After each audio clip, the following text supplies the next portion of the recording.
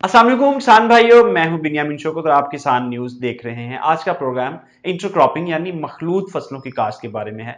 मखलूत फसलों की काश्त का मतलब यह है कि एक ही जमीन में आप दो मुख्तलिफ इकसाम की फसलें लगाते हैं। एक आपकी प्राइमरी फसल होती है और दूसरी आपकी सेकेंडरी फसल होती है। लेकिन प्राइमरी और सेकेंडरी का मकसद ये नहीं है कि एक पैदावार कम देगी एक ज्यादा देगी, बल्कि प्राइमरी और सेकेंडरी का जो टर्म यूज किया जाता है वो इसलिए है कि एक फसल का कद ऊंचा, जड़ें गहरी होती हैं, और एक दूसरी फसल जो सेकेंडरी फसल है उसका कद छोटा और जड़ें कम गहरी होती हैं। और दूसरी इसमें साइंस ये है कि एक फसल जो है वो कम दुरानिए की होती है, शॉर्ट दुरानिए की होती है, और दूसरी जो है वो लंबे दुरानिए की होती है। तो जब तक दोनों एक हाइट पे पहुंचते हैं, एक फसल तैयार हो चुकी होती है और वो हार्वेस्ट हो जाए, तो फिर उसके बाद दूसरी फसल जो है वो ऊपर ऊंचाई की तरफ चलती रहती है। तो यूं एक पानी, एक खाद, एक जमीन और एक तकरीबन एक ही मेहनत से आप दो फसलें ले लेते हैं, और दो फसलों की पैदावार बिल्कुल उतनी ही होती है जितनी रूटीन में, कुछ 10 से 20% का फर्क पड़ता है बस। बाकी आप पैदावार भी उतनी ही ले लेते हैं। इसमें साइंस है, वो साइंस आज आपको हम समझाने की कोशिश करेंगे कि इंटरक्रॉपिंग आप किस तरह कामयाबी से कर सकते हैं।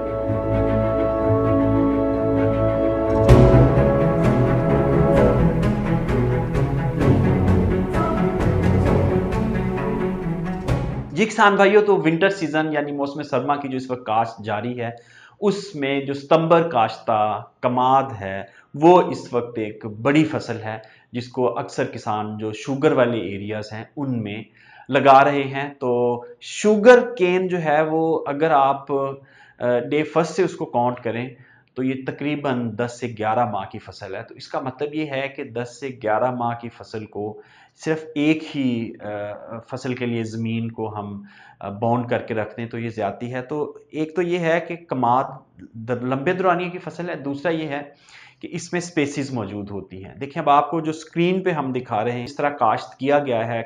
जो कमाद है उसमें इंटरक्रॉपिंग की गई, उसकी साइंस बेसिकली ये है कि आपने एक चौड़ा बन्ना बनाना है। उसकी जो ऐसे इलाके जो मैरा ज़मीन है जहाँ पानी सीपेज हो जाती है वहाँ 42 इंच का एक बेड बनेगा, और ऐसी जगहें जहाँ पानी सीपेज नहीं होता, जो सख्त वाली ज़मीनें हैं, वहाँ 22 इंच का एक बेड बनेगा। और उनकी दोनों साइडों पे पानी के लिए आप खालियाँ छोटी छोटी बनाएंगे। वो 12 इंच की हो सकती हैं, 14 की हो सकती हैं, 15 की हो सकती हैं। तो इस तरह ये जो आपका बड़ा बेड है उसके दोनों साइडों पे आप कमाद लगाएंगे, आप जिस तरीके से भी लगाते हैं, और दरमियान में जो इसकी जगह बनेगी वो आप बाकी सब्जियां लगाएंगे। ये कौन सी सब्जियां लग सकती हैं ये मैं आपको बताता हूँ, डिटेल बताता हूँ। लेकिन पहले ये बता दूं कि कमाद आप जिस तरह भी लगा रहे हैं दरमियान में जगह इसलिए छोड़ना जरूरी होती है। दरमियान में छोड़ें या साइडों पे गोलाई में रिंग बना के छोड़ें। जगह छोड़नी बहरहाल इसलिए जरूरी है, एक तो उसने फैलना है, पौधे ने आपने उसने टिलर्स बनाने हैं, फैलना है नंबर एक। नंबर दो, उसको हवा का अखराज चाहिए।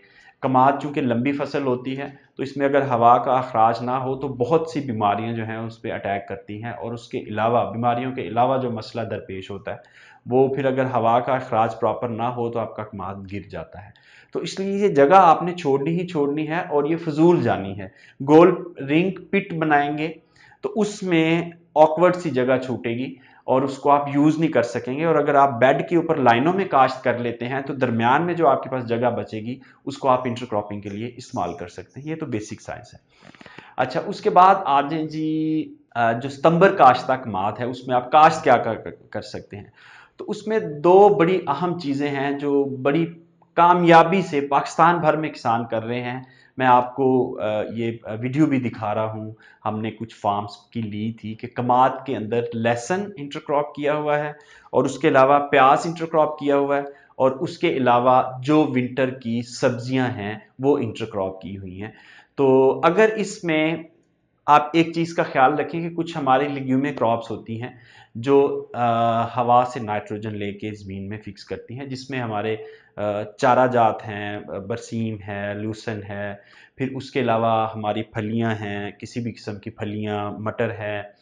ये वाली जो सब्जियां हैं, लिग्यूमे क्रॉप कहते हैं इनको, ये बुनियादी तौर पर हवा से नाइट्रोजन लेके ज़मीन में फिक्स करते हैं। तो इसका मतलब ये है कि अगर आप ये वाली फसलें लगाते हैं तो आपको फिर किसी इजाफी नाइट्रोजन खाद की ज़रूरत भी नहीं रहेगी, और ना सिर्फ इस सीज़न के लिए बल्कि अगले इसके बाद भी जो आप यहाँ फसल लगाएंगे उसके लिए भी नाइट्रोजन एक सफिशेंट क्वांटिटी में ज़मीन में मौजूद हुई, अगर आपकी ज़मीन अच्छी है, मेरा ज़मीन है।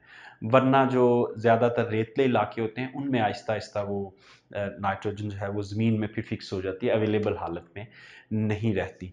अच्छा, दूसरा इसका बड़ा अहम एक जो फ़ायदा है इंटरक्रॉपिंग का या मखलूत काश्तकारी का, वो ये है कि ज़मीन को मुख्तलिफ इकसाम के जो न्यूट्रिएंट्स चाहिए होते हैं वो मुख्तलिफ जो जड़ें होती हैं, फॉर एग्ज़ाम्पल कमाद के अलहदा से जड़ है, फिर बाकी जो भी हम चीज़ लगाएंगे अलहदा से जड़ है, तो हर जड़ जो है वो अपना जो माइक्रोबायोलॉजिकल एक्टिविटीज़ हैं वो कर रही होती हैं।